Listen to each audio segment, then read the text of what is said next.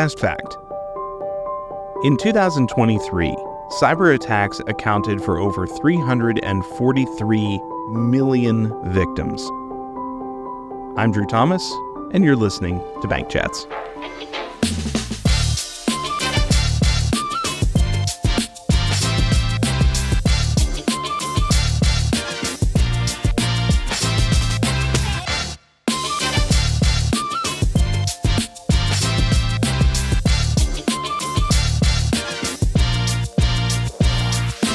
Welcome to the next episode of AmeriServ Presents Bank Chats. I am Drew Thomas, and as we have discussed in the past, cybersecurity topics are absolutely a very ocean-rich topic that you can dive just as deep and wide as you want to.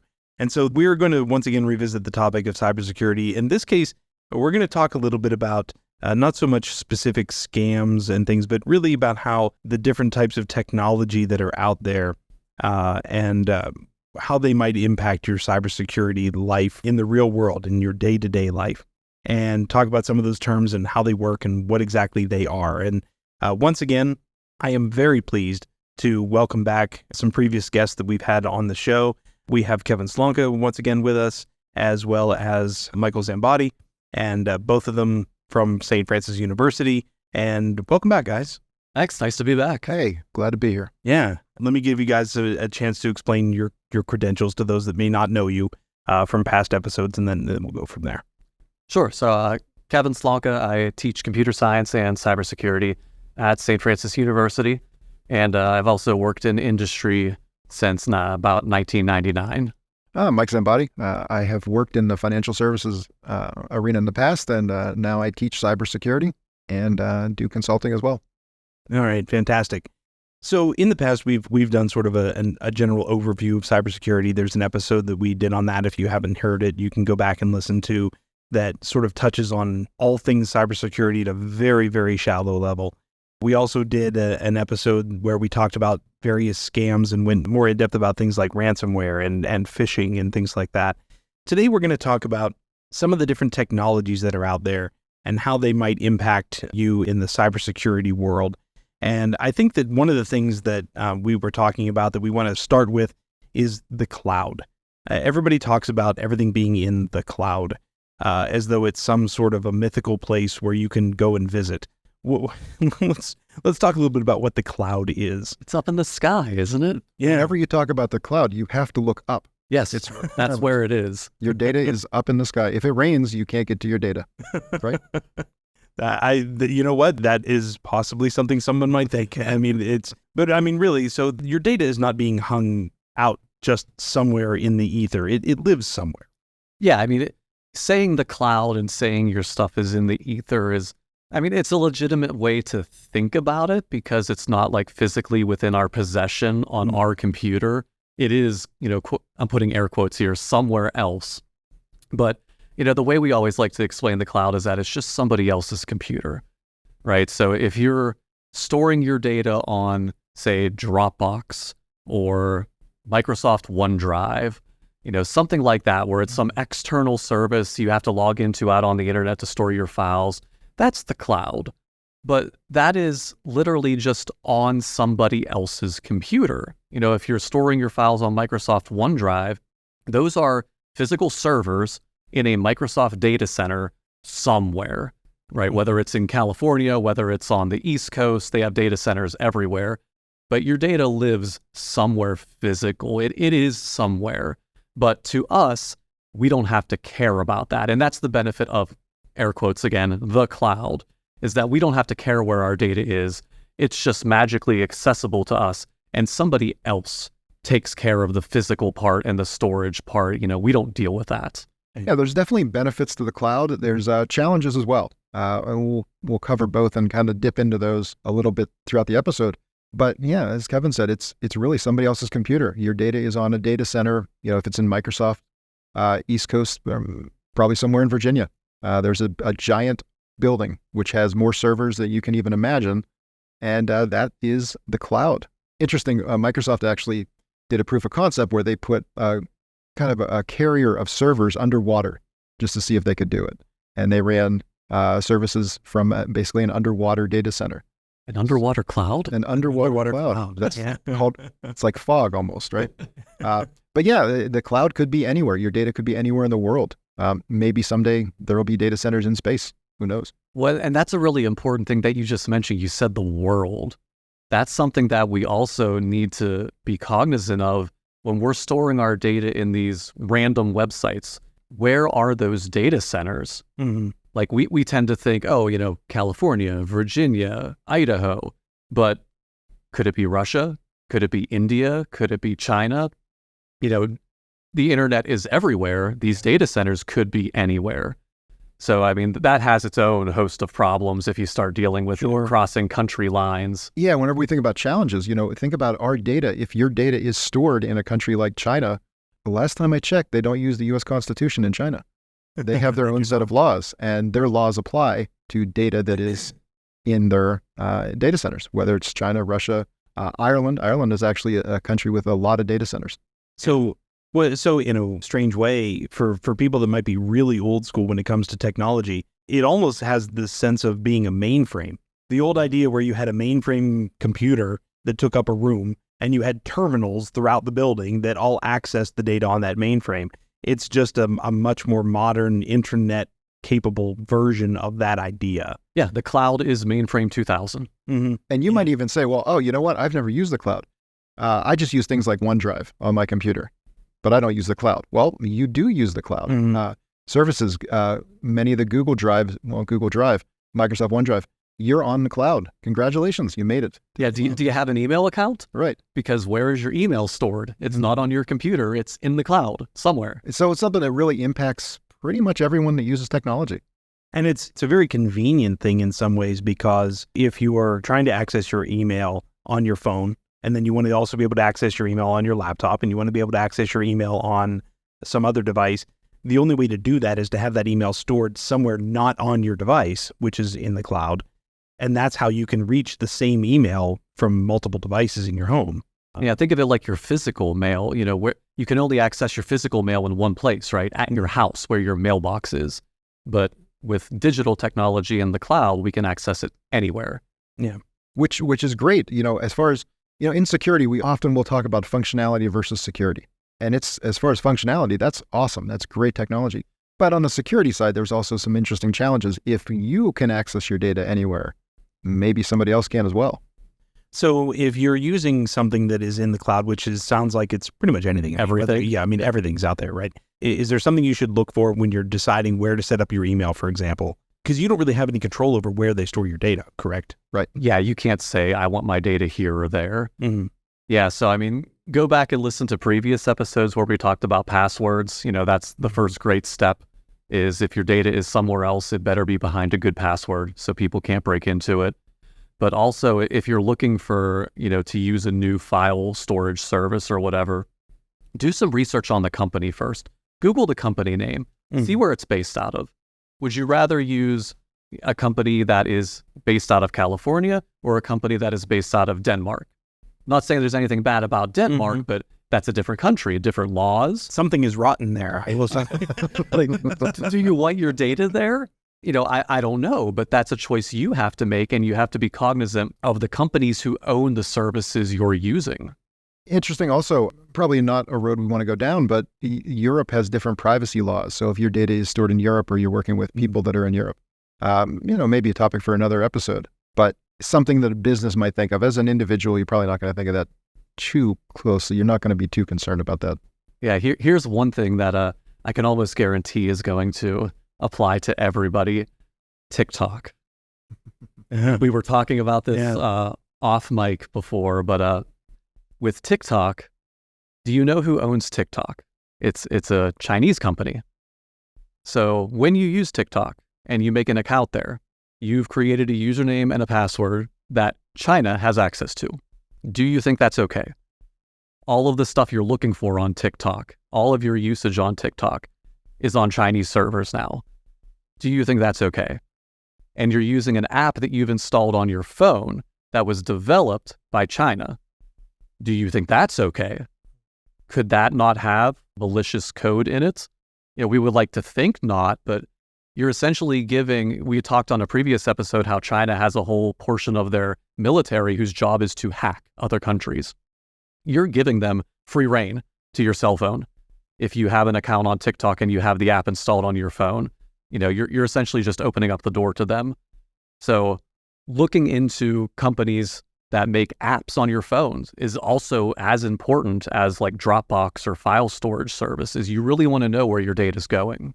Well, years ago also, maybe even during the Cold War process, whenever Russia wanted to spy on the U.S., they would actually physically send a spy to the U.S. who would get a job here and integrate into society and send back reports about what was happening in the United States. That's how they knew what was going on here. Now, like Evan mentioned with TikTok, the content is also going directly to these other countries. It's giving the other country, possibly an adversary, really, really deep insights into what we do here every day, what our people are doing. And that's a good word that you just used, adversary. A lot of people don't hear that unless you're like in the federal world. But just to make it clear to people, the two largest enemies of our country from a political perspective are Russia and China. So when we talk about, do you want your data being in Russia? Do you want your data being in China? We're saying that as a bad thing. Like you don't want that because those are the two countries that are constantly trying to attack us and steal things from the United States. So it's almost like we've given them the ability to do espionage without even trying. Yeah. We're providing the information for them, let alone them. Yeah, they don't need to send a spy anymore. Yeah. Right. We're just giving it to them. Right. We're feeding them that information. So, and we have touched upon artificial intelligence, and we'll talk about that on future episodes as well, which is a topic that's hot in the news. For artificial intelligence to work, at its core, it has to learn from something. So there's thinking that the owners of TikTok are using all these videos that were the millions of hours of videos to teach artificial intelligence, to learn about U.S. customs, our society, how things work here, what our people do, how we speak. And so whenever we talk about possibly deep fake videos, and let me get my tinfoil hat back on. Okay. He never took it off. Right, exactly. But, we think about the emergence of deep fake videos where a video might be showing you saying something that you never said. Maybe it was born out of a TikTok video that you made a couple years ago. So it's not to scare anybody again. The tinfoil hat is firmly on my head, but it is something that's possible. It's something that we need to think about as people that are trying to defend our nation and our data. Well, again, in a previous episode, we talked about some of these different scams, right? And we said that one of the biggest things that you can do to help protect yourself is to simply not give the keys to the kingdom to the person that's trying to steal your stuff, right? I mean, speaking from a bank perspective, you can put as many firewalls and protections around our servers and information as you like, but no matter how much we defend that data, if you as an individual give the keys to your data to someone else through some sort of a scam, there's nothing anybody can do about that, right? Yeah, and so if you put your debit card numbers out on joestoyshop.com, you get what you get. So in a way, this sounds like the same thing, and it's exponential. I mean, the amount of data that we're exporting out to the internet in terms of YouTube videos, TikTok videos, social media, is just absolutely amazing. And you're just handing that information to somebody else. I've seen statistics, and it's probably hard to actually quantify, but we create now as a society more data in a day than they did for like decades at a time before the internet was born. So we were talking about the cloud being sort of in different places around the world, right? And I think that leads to a conversation about this thing that people are hearing now called VPN. This idea that if you're on a VPN, you're protected. If you're on a VPN, magic. You can pretend that you're in a different place. You can pretend that you're in a different part of the world. You can somehow protect yourself. So let's talk a little bit about what VPN is and what it really does. Yeah, so you brought up 2 points there. One is that you're safe, and 2 is that you can pretend you're in a different part of the world. So point number 2 is true. Yeah. VPNs can do that. Do they make you safe? Depends on how you use them. So it's important for people to know this because you all listening probably have seen the commercials on TV. There's one company specifically, NordVPN, that has commercials, during everything. So you've probably seen that commercial where they tell you, install this NordVPN service and your internet browsing will be safe. Everything will be private. Magically, everything's awesome. Yeah. So what is a VPN? I think the easiest way to explain it is to give the example of like an employee who works from home. So if you have a job and you're in your office, you're actually at the company's office, you can access all the stuff that is in that building, the servers that are in that building, your files are in that building, and you can only access it when you're in that building. Well, with people working from home, companies need to give a way for people to access those things that are only in that building while they are at home. So enter the concept of a VPN, which basically makes this secure connection, this secure tunnel between your computer wherever you are and your company's building. So it makes it look like you're in the building physically, even though you can be anywhere. But the key of the VPN is it's encrypted. So if anybody tries to spy on your traffic, your work-related traffic, they're not going to be able to read it. It's all scrambled. It's encrypted. Mm-hmm. So NordVPN is trying to sell you this tool that kind of started off as a business tool to allow people to work from home, as a way to say that, we are sending your data through our encrypted tunnel, and therefore your data is private and safe. And it's true to a point, but the key question you have to ask yourself is, who are you trying to hide your data from? So when you browse the internet, what you type in, say you're logging into a website, that goes out across the internet and it goes through your internet service provider. Around this area, you may have Comcast, you may have BreezeLine, whoever you have. So your data is going through their servers. Technically, you could say they could see your data because it goes through their servers. And then it goes through however many other servers until it gets to the final destination. So if you didn't want your internet service provider to be able to see your data, you could use a VPN. And then it would be encrypted and they wouldn't be able to see your data. NordVPN, that's what they're saying, is that if you use us, your ISP won't be able to see your data. Your service provider can't see it. And what's the advantage to that? Yeah, and there really is no advantage from that specific argument unless you think your ISP is spying on you and you don't want them to see your stuff. Because the point that nobody ever thinks of, and the point that they don't say in the commercials, is that NordVPN can see your data, because the other end of that encrypted tunnel is coming out on NordVPN's network. Mm-hmm. Do you know who NordVPN is? Who works there? What country they're in? Where their servers are? You know nothing about this company, mm-hmm. but yet you're paying them and using their VPN service, and you're giving all your data to them. So yes, it allows you to make your data private and to hide it from certain people, but you're also now exposing it to other people who you may not want to have access to your data. As Kevin mentioned, NordVPN is a paid service, so that's bad enough. You are actually paying for the service and you're getting it, and ostensibly they are hopefully not looking at your traffic. There are a host of free VPNs, I'm going to borrow Kevin's air quotes, the free VPNs, which... Audio only is rough. Exactly. These are even worse. If you see a free VPN, building a virtual private network infrastructure is expensive. So why would a company give away that product for free? Mm-hmm. One of my favorite sayings is, if you're not paying for the product, then you are the product. So there has been cases where free VPNs were actually injecting advertisements into your browsing experience. And in some cases, actually just snooping on your traffic, which they can see because it's going through their servers. Yes, it is encrypted. You have an encrypted connection with them, with the provider of the virtual private network. So they can see all your traffic. And in those cases, I would say stay away from generalities or absolutes, but I would say almost absolutely stay away from any free VPNs.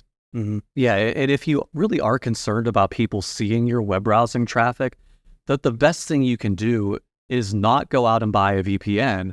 It's make sure that every website you browse is encrypted in and of itself. Mm-hmm. And that's very easy to see because most web browsers in the address bar will show you a little padlock to let you know that site is encrypted. Or if there is no padlock, you can look at the URL and see that it starts with HTTPS.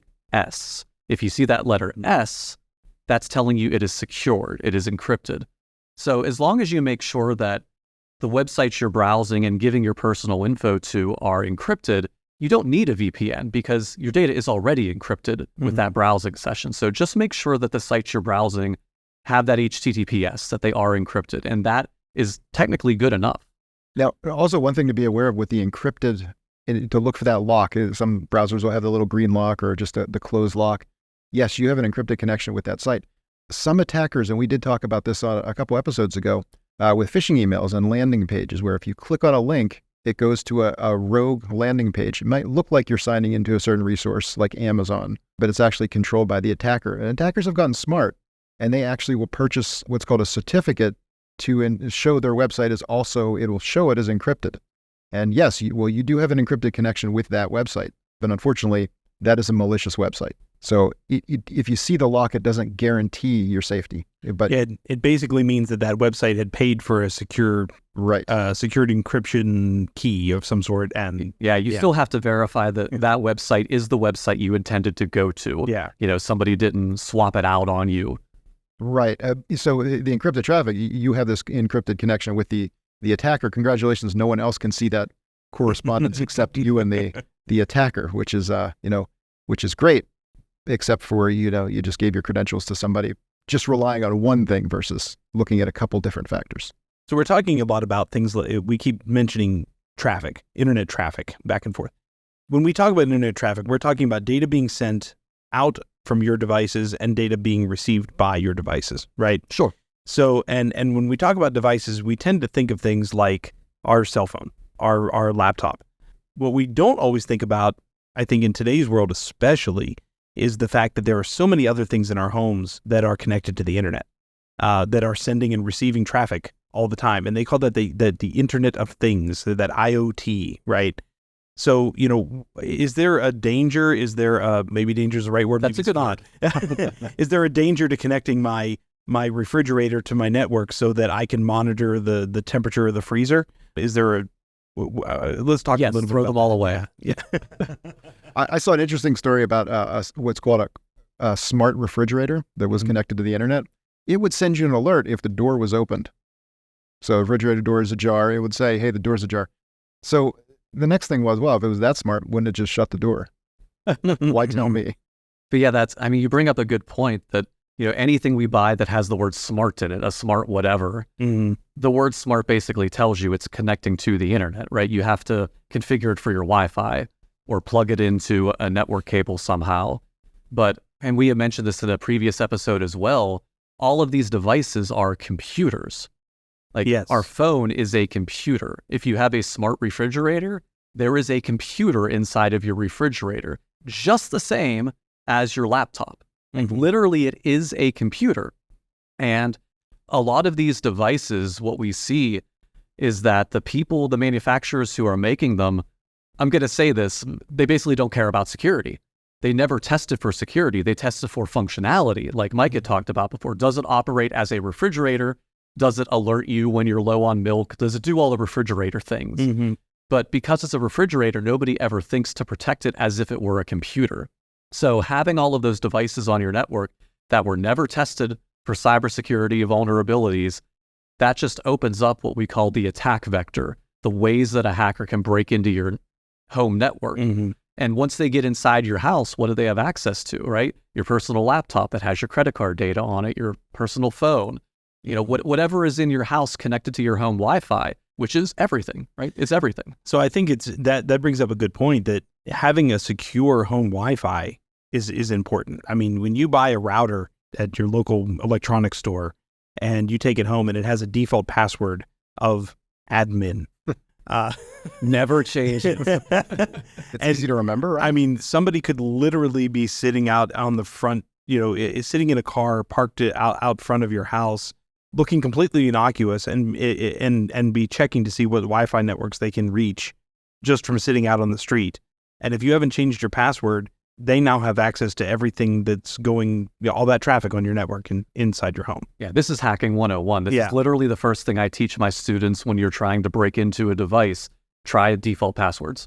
Yeah. Try admin, try admin password. Try all the default things that companies might put on their devices first, because chances are somebody didn't change it. Well, what I do is I change my passwords to incorrect, so that if I type the wrong thing, it says your password is incorrect. So it's not a real thing. Don't do that. That's a green show. Yeah, please don't do that. Yes. Also, for the longest time, the most common password was 1, 2, 3, 4, 5, 6 or something. Yeah. I mean, don't. It still is. Yeah, the list of top 10 passwords has been unfortunately the same. 1, 2, 3, 4, 5, 6 password with the @ sign is the A, maybe dollar signs is the S. but consistently, and that's what attackers will do, like Kevin was saying. Hacking 101 or ethical hacking 101, if you're trying a password, you try the simple ones first. And, if you try 100 people, maybe one or two you get, and that's all you need. Do you have the opportunity then? Stealing from Spaceballs, the movie, it's the kind of password that somebody has on their luggage. I mean, that's Yep. It's true, though. I mean, and who really changes the default password on their router? Mm-hmm. Most people probably don't even know you can. Mm-hmm. They just get the router from their ISP, plug it in. They have Wi-Fi, they're happy. They want to get up and running. Yeah. They don't want to necessarily change the password, or they want to say, well, what if I forget it? Because how often does the average person access their router? Yeah, I mean, after it's originally set up, you probably never need to log in again. And you make a good point that so many people get their routers from their ISP. They don't even buy their own anymore. Right. They're using one provided for them by their internet service provider.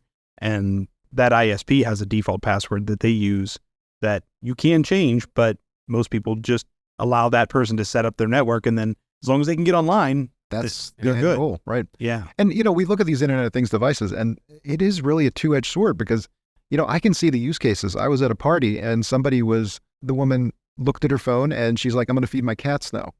So she logged into the cat feeder back at her apartment and was actually feeding. I was like, wow, that's pretty lazy. But it used to be you'd have just a friend go over to your house and maybe toss some food out for the cats. Yeah. But there's functionality, and people like that technology. People, they want to interact with technology. But like Kevin said, these Internet of Things companies, sometimes, especially the drone companies, a lot of them, the drones are manufactured in China. They don't think about security, or they're actively looking for ways to sabotage and gain passwords or gain access. So, the functionality is there on one hand, but on the other hand, we do have scenarios where, hey, they're not thinking about our security. We need to think about that. Mm-hmm. And if I can borrow your tinfoil hat, I think we're all wearing them at this point. It really makes you wonder, like, if these drone companies are not somehow sending that visual data somehow back to a server somewhere and getting, they can get maps of neighborhoods. They can get down to the street level, GPS coordinates, everything. Well, you just brought up an interesting point of, spying on that visual data. Do our listeners think that they would ever just willingly give bad guys an open microphone in your house or an open video camera in your house so anybody can watch you? But we do this all the time. I see where you're going. Yeah. How many of you out there have an Amazon Alexa or like a Google Assistant, something that responds to your voice at home? Or how many of you have a small child and you have a smart baby monitor near the crib that has a video camera? You can do a quick Google search and see that there are people out there who are breaking into these smart video cameras to like spy on babies. And because you can speak to your kid through them, these people are talking to other people's children because these are smart devices that are on the internet and people have found a way to break into them. That is terrifying to think about. Yeah, you are just giving the bad guys, and what's the number one reason why this is happening? Because those devices have default passwords and people don't change them. Mm-hmm. And why do so many people use these devices? Because, and that's, the functionality versus security debate, they are functional. They do have a purpose that is making people's lives easier. Right. But so if we only think about the function, that's only one side of the coin. Also, that security side. Yeah, I've seen stories too, Kevin, like you mentioned about the baby monitors. Strangers talking to your child, which to me is just the height of creepiness in your own home where you would, you expect to be in a safe environment. It makes you wonder what would possess people to do this. And I think sometimes it's simply the challenge. I think certain people find, like, oh, I just want to be able to see if I can do this, and they do it.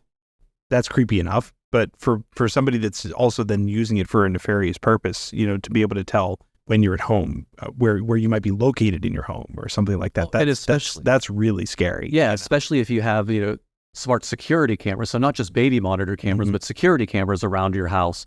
If somebody can access that, they might be able to record the footage of you in a compromising situation and post it online to blackmail you. So you don't want to be giving people free reign to see inside your house. Right. And with the Amazon Alexas, the same thing with listening inside your house. Like, have you ever really thought how a Google Assistant can respond when you say, okay, Google? It has to be listening 24/7. That microphone has to be on 24/7 so that it can hear you say, okay, Google. What is it capturing and recording in all of that downtime when you're not saying, okay, Google, while it is waiting for those trigger words? And where is that data going? Yeah, and there's another guest that we would like to have on that works with you gentlemen that does look at this from like a legal standpoint. And I would love to sort of have this conversation with him here on a future episode to talk about the legalities that are involved in some of this, because there have been legal filing suits and things like that filed against some of these people to prove that the data that they're collecting when you're not actively using the device is not being used for a purpose not intended. Whether or not that's ever been completely proven or anything else is anybody's guess. And to the point that was made earlier, and I can't remember which one of you made it, there are functional uses for these things. I mean, we're not sitting here saying that, you should just strip every piece of technology out of your home and never, ever, ever use them. Although Kevin might be. I do have some smart devices in my home.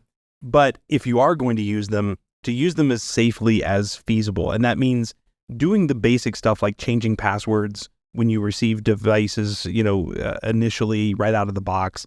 Because, and correct me if I'm wrong, I would have to think that if someone is trying to access your home network, they're not going to waste a lot of time trying to break into a network that has a changed password if they can also find one a block away that isn't protected. Right. Most attackers are opportunistic. They're going to go for the low-hanging fruit. They're going to try yours. They're going to try. It's almost like if you broke into a hotel, and hopefully none of our listeners are breaking into hotels. But if you did, you're going to run down the hall and check every single door. Hey, you found one that was open? It doesn't matter whose room it was. It just matters that you found an open room. That's where you're going to explore. So you're an opportunistic attacker. And that's generally the majority of cyber criminals will have that opportunistic mentality. Some are motivated where they're going to go after a specific target. We might see that with maybe a state-sponsored espionage-based cyber criminal group. They want to get the plans for a jet, a fighter jet. Well, I don't have the plans for a fighter jet, but Lockheed Martin does. So that's a motivated attacker. They're going after that specific target. That's in the minority. Most attackers will be opportunistic. Yeah, this actually happened. I can give an example from a company that I previously worked for. There was a vulnerability that got publicized with Microsoft Exchange, which is the Microsoft email server that companies can run on their corporate servers. And our adversaries found out about this. And what they did was basically exactly what Mike said. They did they took an opportunistic take to it, and they just launched an attack against the entire internet, basically, just to see who they could break into using this new vulnerability. But they weren't looking for money or, just to take what they could. They were looking for specifically like government type data. So we had found that one of the clients that we managed was breached because of this vulnerability. So as we were investigating, we realized that they breached initially and then stopped. They didn't move on to phase 2 of the breach. And the reason that the attackers probably didn't is because this company wasn't a government contractor. They had no data of interest. So yeah, like Mike said, you could be hacked right now. Every one of us could be hacked right now and not know it. There's always the chance that they just steal whatever they could steal, but there's also the chance that they didn't find what they were looking for, so they move on. Something you said about being opportunistic, and then you also said about the hotel example you gave me. I wanted to circle back to the idea of public Wi-Fi and the fact that, we're talking about protecting your home Wi-Fi and having passwords and so forth, but, there's a lot of businesses, a lot of hotels, coffee shops, whatever, that, say free Wi-Fi, come sit down, hook up your laptop and, work here while you eat, drink, whatever. But is that a good idea? Public Wi-Fi is something to be aware of. And yeah, it's easy. Hey, you go to the coffee shop and you go to Starbucks and it says Starbucks free Wi-Fi. I have a device called a Wi-Fi Pineapple. Okay, it's something that anybody can purchase. You can set up what's called a rogue access point. Okay, a rogue access point, which means I could sit at Starbucks and create an access point that says Starbucks high speed. Okay, and just sit there. Anybody that connects to that access point, I will see all the traffic. So whatever it is, if they type passwords, I will see the traffic. They will have no idea because they will also connect to the broader internet. They'll get the traffic that they were expecting. They want to go to their bank, type in their credentials. they're not going to see that I was able to capture those credentials. So this is something that can happen whenever you're using public Wi-Fi. You don't know even if you're connecting to the resource that you think you are. It could, you can make a Wi-Fi access point called anything once you have the proper hardware. And this actually happened. I watched a YouTube video of an ethical hacker who was demonstrating this, and he went to a hotel. I think it was a Marriott, and the name of the Wi-Fi, the real Wi-Fi network was just Marriott, but he sat out by the pool and set up his own Wi-Fi access point, and he called his Marriott pool. Sounds logical. Right. If you're out by the pool, that's probably the one you want to connect to, right? Right. If you're a guest there. You're not even thinking twice. You're connecting right to it. And what he would do is he would watch people's traffic, figure out who they were, and then walk over and tell them, hey, look what you just did. I just saw all your stuff. You should probably be more careful. Yeah. We talk about like being able to view that traffic, right? Do you have to have specialized software to understand what that traffic is, or is it just a bunch of computerized ones and zeros streaming past? And it's not the Matrix, right? I mean, you're not. I mean, it is the Matrix, and yeah, you do need specialized software, but it's not like you have to pay for it. Mm-hmm. All of these tools are free. Anybody with a couple quick Google searches can get software to be able to read that traffic. It's not difficult. And things like YouTube are excellent for learning. You can learn so many different things on YouTube. You can also learn how to do things like malicious activities, like setting up a rogue access point. If you want to learn those skills, the tools are cheap or free, and you can go on YouTube and find out exactly how to do it. It would take you maybe a couple hours to get up to speed. So it's not something like you have to have a tremendous amount of hacking ability or computer ability. You can get up to speed pretty quickly and do some malicious things. So not to scare anybody, but public Wi-Fi, probably something that I would avoid unless unless it was an emergency. I don't know if there's emergencies where you need to have Wi-Fi, but you can use an alternative would be using your phone as a hotspot. So you have control over the Wi-Fi or purchasing a hotspot, or maybe just saving your internet activity for whenever you're in a Wi-Fi that you control. Yeah, if you absolutely have to use public Wi-Fi, probably the only thing we could say is at least use public Wi-Fi where they make you put in a password to connect to it, because at least then your wireless connection is encrypted. Mm-hmm. If you're connecting to one that doesn't require a password to connect, then that is plain text, and anybody could be sitting there like Mike with his pineapple, sniffing that traffic and reading your passwords as you send them. Mm-hmm. So, at a minimum, make sure you're at least connecting to one that requires a password. But going back to your previous point, then you're sharing your data with someone. You're sharing your data with that company. You have to trust Starbucks, if you're sitting at Starbucks, that they're not reading your data. Yeah. This is probably the one case where a VPN might be a good idea if you have a legitimate VPN that is not some, random garbage one that's also stealing your data. Mm-hmm. So people that travel extensively, things like that, maybe that's it. Maybe invest in a hotspot. Yeah. A lot of the cell providers, you can purchase a separate hotspot or use your phone as well. And it's probably only, $10 more a month to turn on the hotspot feature for most companies. That's definitely a good thing to do. Right. But it comes down to your particular use cases. If you are traveling a lot, maybe you do want to have internet. So we can't go 100% on the security side. We do need some functionality. And I think that's one of the reasons why we're doing all these episodes and why we've done the ones in the past that we've already released, because we live in an era of technology. Unless you really want to live off the grid and just shun almost all of modern society, it's almost impossible to not interact with technology on some level. And the trick is trying to do it as safely as you can, which is not to say that it's 100% safe no matter what you do. But then again, getting in your car in the morning and driving to work is not 100% safe. Yeah, nothing is 100%. It's an acceptable level of risk that you take when you drive to work every morning because you feel that the benefit is going to outweigh the risk. And that's kind of where you are with these pieces of technology, the Internet of Things, the voice assistants, whatever. You have to personally be comfortable with whatever level of risk you're willing to take for the amount of benefit you're willing to receive. And that's a word I was just going to mention. I'm going to steal Mike's thunder, but I'll let you talk about it because you love to use the term risk appetite. Yeah, absolutely. What we have to do is consider the threat. You can never eliminate risk. You want to get in a car, there is a non-zero probability you can be in a car accident. But you can also put into play controls. You put controls into place. You have seatbelts. You have safe driving processes. You have airbags. All those things. There will always be a residual risk. So we're not saying, hey, don't use technology. We're saying, let's use it smart. Let's use it in a way that we're aware of the threats and we're putting controls in place. And one thing I did want to mention, go back to our Internet of Things discussion. We were talking about inside of the house.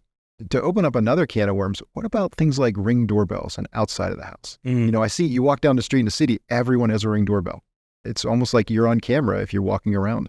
Well, it's to the point where, you see that all the time, even on TV. Law enforcement will go around a neighborhood that has had some sort of an event, people breaking into a car or doing something.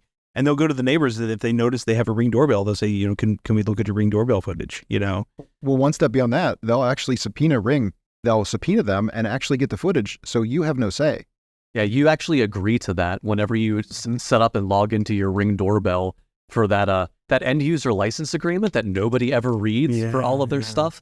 There's a little line in there that says, by using this doorbell, you agree that, Ring has access to all of your videos and can provide it to law enforcement at any time. So you don't have a say about it. We were, again, this is one of those things we were talking about it, before we started recording today, but it comes up, and it goes to risk appetite, I guess, too. I like that term as well. If you want to use these things, sometimes you don't have a choice, right? We were talking about like CAPTCHA and things like that. Like, that there's a functionality that may be beyond the obvious for some of these things. But if you want access to that site, you don't have a choice. You got to complete the CAPTCHA. Yeah, the only choice is not to use it. Yeah, and the same thing, if you want a Ring doorbell, as an example, you have to sign that license agreement or you can't use it. So again, it's one of those things where you should read those things. Right. You shouldn't just... And that's the thing, though. As consumers, we are kind of behind the eight ball. If we read it and there's something we don't agree with in there, we can't cross it out. Do you want to use this product or not? Okay, well, are you not going to use this product because of one line in the user agreement? That's, most people are not going to make that decision. Most people are not going to read it. I have heard stories of companies that will put Easter eggs in their end user license agreements, where it'll say, if you read this line, email this and you get something. One company was giving out, I think, $1,000 or $2,000, and it took like 6 months before somebody claimed it. It was a long time. Wow. But it just shows, hey, in classes, I've done that in my syllabus. I have put in there, if you read this line, email me, and you get 5 extra credit points. Generally, 20% of students will email me. So even in a college course, a syllabus that's only a couple pages, we're talking end user license agreements that are hundreds of pages in what is it? 2-point font. Yeah, I mean, it's, And it's in legalese. All the sentences are, a paragraph long, and you read the first line and you're like, this is not happening today. Yeah, it's a strange world. I mean, that we live in. We've talked about, just that exposure that you're putting yourself out there for, even when it comes to using email or doing the basic stuff like being able to send and receive text messages and stuff. I mean, that has a risk. I mean, we talked about, not clicking on links, things like that in previous episodes. But theoretically, just owning a cell phone is a certain level of risk because it has to connect to. I mean, I don't know that you can buy a cell phone these days without having a data plan. Without having some internet connection on that phone. Well, and the way that the cell companies are going now is that all voice will be done over data in the future. So you really don't have the option anymore. Yeah. Right. And we think about it, in the context of us purchasing technology and using it, our Alexas or our Ring doorbells. But what if we don't even have one? What if our neighbor has a Ring doorbell? We've never even agreed to anything. But every time we go out of our house, we're on camera. Our neighbor can see us. And what can we do? What's our defense against that? Yeah. Really none. Move, I guess. Yeah, there's no right to privacy in public. That cabin in the woods that we aspire to live in, covered in tinfoil. Yeah. All right. Well, guys, I mean, I once again, lots of great information and information that we could go into deeper detail on, but in the spirit of trying to keep things from becoming too overwhelming for our listeners, we'll try to wrap things up here. So I think the takeaways from our discussion today really are understand when you adopt some of this technology or agree to use some of this technology, you may be agreeing to some things you don't necessarily know. And when you get these things at home, change the password. I mean, it goes back to that basic blocking and tackling. We talked about it a couple episodes ago. Having a different password on every website, changing a default password on a Internet of Things device. These are not things that, that are super complex, but it can really improve your personal security posture. All right. Well, thank you very much for once again having a great discussion. We appreciate it. We'd love to have you back and do some additional discussions on these things because, again, I mean, we could talk about all kinds of different stuff that we haven't even. There are words we haven't even uttered at this point that we could do entire episodes on. Well, I'll be interested to see the comments that you get, yelling at me for telling people to stop using devices or not. Yeah. Well, they can't comment because they've gotten rid of their computers, Kevin. That's right.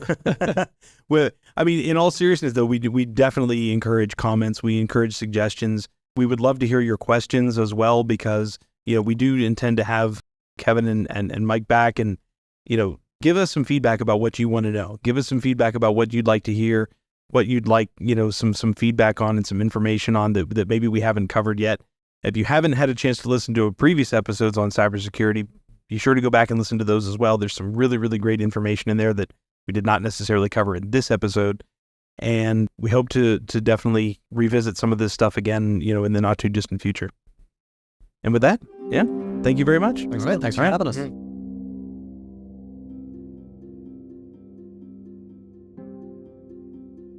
This podcast focuses on having valuable conversations on various topics related to banking and financial health. The podcast is grounded in having open conversations with professionals and experts with the goal of helping to take some of the mystery out of financial and related topics, as learning about financial products and services can help you make more informed financial decisions. Please keep in mind that the information contained within this podcast and any resources available for download from our website or other resources relating to bank chats is not intended and should not be understood or interpreted to be financial advice. The host, guests, and production staff of Bank Chats expressly recommend that you seek advice from a trusted financial professional before making financial decisions.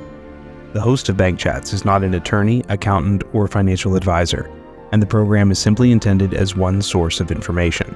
The podcast is not a substitute for a financial professional who is aware of the facts and circumstances of your individual situation. Jason Dorsey of the Center for Generational Kinetics once observed that back in the 1990s, a young Generation X was considered to be the most tech-savvy generation, those most likely to both be using the newest tech and the ones most likely to understand how it worked. The people in the technology grew up together. Gen X is now middle age, and the young Gen Z and older boomers are finding that they have something in common. They are more likely to be tech-dependent rather than tech-savvy. While it isn't necessary to know everything about how technology works, knowing at least a little can really help make you more aware of how cyber criminals may be trying to reach you. Our sincere thanks yet again to Kevin Slonka and Michael Zambotti for lending us their time and expertise on the show. We also welcome your comments and feedback. You can click the links in the description to get in touch with us. Thanks to our producer and part-time co-host Jeff McTavish for all of his hard work and dedication. AmeriServ Presents Bank Chats is produced and distributed by AmeriServ Financial Incorporated. Music by Rattlesnake, Milo, and Andrea Kalitkin. If you enjoyed the show, please consider liking or following the podcast. For now, I'm Drew Thomas. So long.